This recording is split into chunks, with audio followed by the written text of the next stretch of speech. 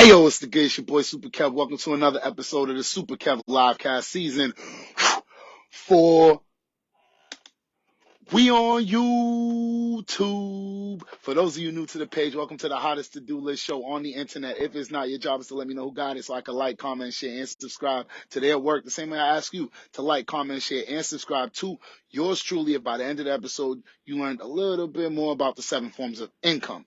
Now, this is our final 7 episodes for season 4. It's been a long journey.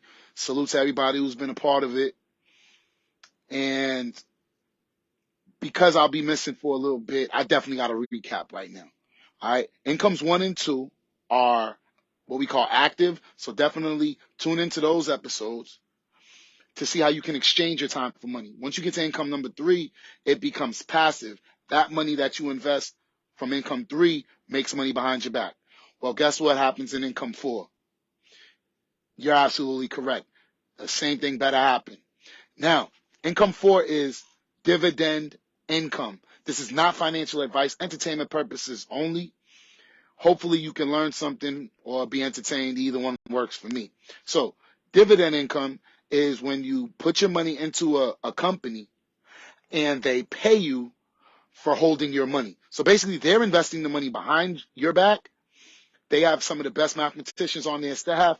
They make sure that they get their money back to stay afloat, and then they pay you when they need to pay you. I want to make something extremely clear, and that is,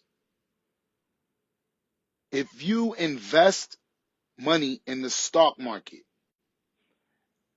in growth stocks, then I am considering growth stocks income number 3.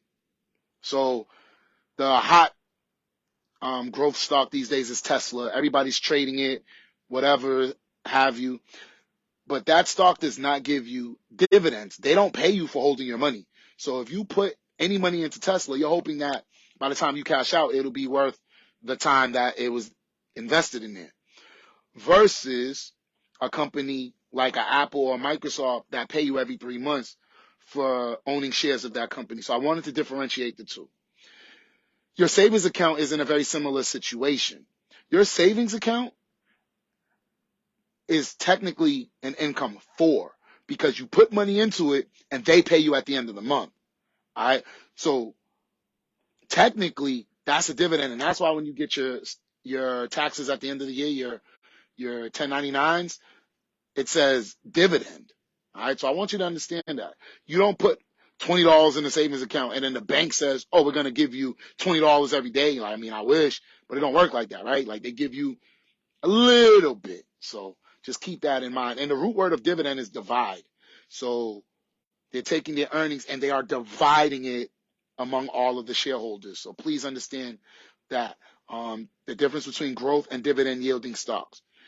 So I don't want to tell you guys today like specific stocks to buy, even though I did mention some earlier. The whole point of today was for you guys to understand the difference. And that is your savings account and dividend yielding stocks are part of income number 4. All right. And anything else I want to mention? I don't see anybody watching, so I hope that's a good way to end. And you know what? Just because I know somebody's going to ask, let me just answer this. There are levels to the stock market. All right. And when you are thinking about entering the stock market, especially if you're from the streets, you have to have a plan. So are you putting money into a company so that it can grow? Are you trying to protect the money you already have? Are you trying to look for tax deferred options? Those are the questions you want to ask yourself. And then you find which accounts and brokers and accountants fit that goal. All right. Let me just mention a few things I know up to this point, and then I'll get out of here. Cash App, they do offer stocks.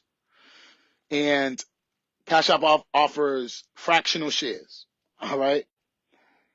Cash App lets you buy $1 worth of stocks if you have the fractional shares program open or whatever, however they do it. I don't know. But they let you buy $1 worth.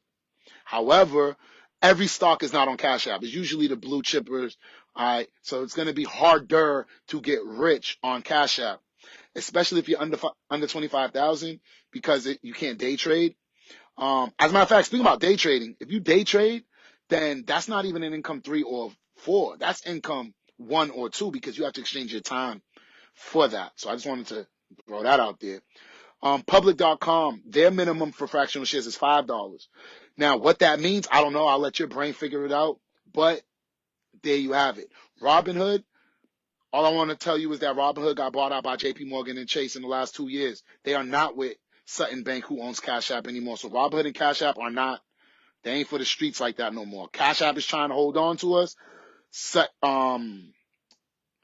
Robinhood, they already left. JP Morgan and Chase already got them. So they ain't us no more. Okay, who else I got? Thinkorswim, that's where you can get your over-the-counter stocks, but you have to pay per transaction. Okay, so if you want the chance at getting rich, you got to pay for it. And then any other brokers, I'm trying to think of. Oh, and I got one more. Webull. All right, Webull is like where you go when you get kicked out of Robinhood. You know what I'm saying? Basically, that's so like when you deposit money in Robinhood, I think the money shows up instantly. If you deposit money in Webull, it takes like 3 to 5 days, which means that there's a stock booming, and everybody's like, "Yo, buy this right now. We could all get in the wave." And then you're on Webull, you might most likely miss the wave because of how they do it. So there's levels to the stock game. I just wanted to provide that information for y'all. However, there are no questions in the comment section, so I don't want to waste your time too much. You can talk to me in the comments. I'll read it later.